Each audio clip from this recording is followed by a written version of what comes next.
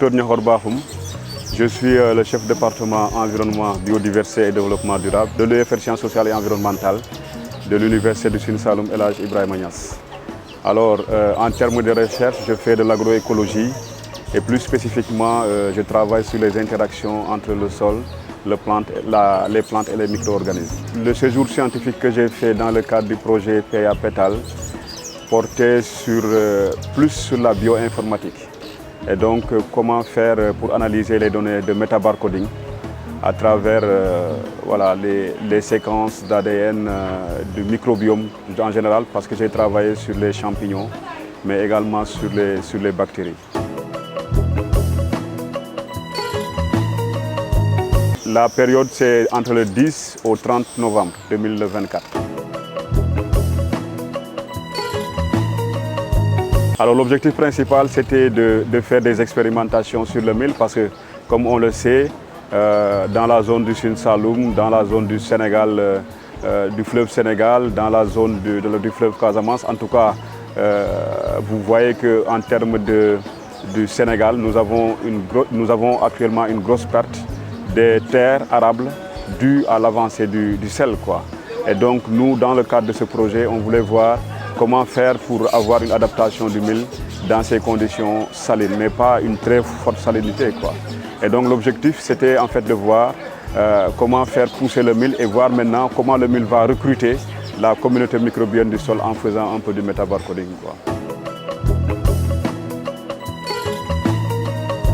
Alors j'ai fait de la recherche là-bas, dans le laboratoire.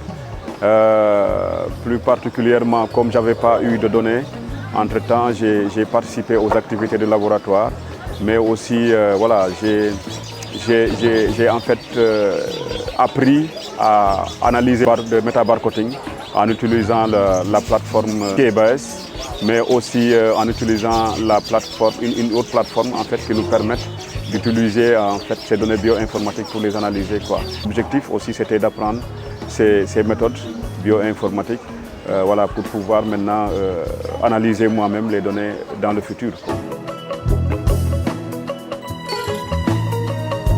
Les nouvelles méthodes, c'est les analyses bioinformatiques, quoi, qui nous permettent vraiment d'analyser.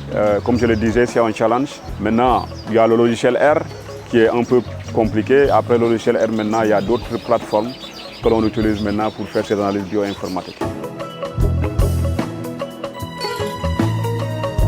On nous avait fixé une période sur laquelle on devait se déplacer en France. Ça également, c'est une difficulté majeure parce que voilà, ça va se répercuter maintenant sur les activités. Parce que pour partir, il faut une convention. Après, pour changer la convention, ça devient très difficile. Et donc, du coup, ça a fortement impacté sur les résultats qu'on avait sur place, quoi. Après, maintenant, il y a la durée également du séjour qui est court. On avait juste un mois pour installer une expérimentation, pour le suivre, ensuite récolter et faire les analyses. Ça prend, mine de rien, 2 à 3 mois, quoi. Donc, juste si vous avez un mois de bourse, ben, ça te permet pratiquement pas pratiquement d'atteindre tes objectifs, quoi.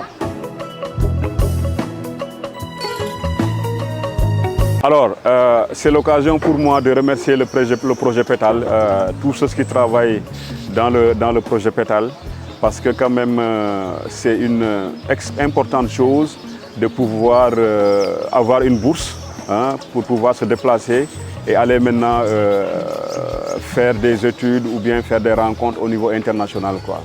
Maintenant, voilà, comme je le disais, c'est extrêmement important. Ça nous a permis vraiment de tisser des relations, ça nous a permis de faire des découvertes dans les laboratoires, ça nous a permis d'apprendre de nouvelles choses.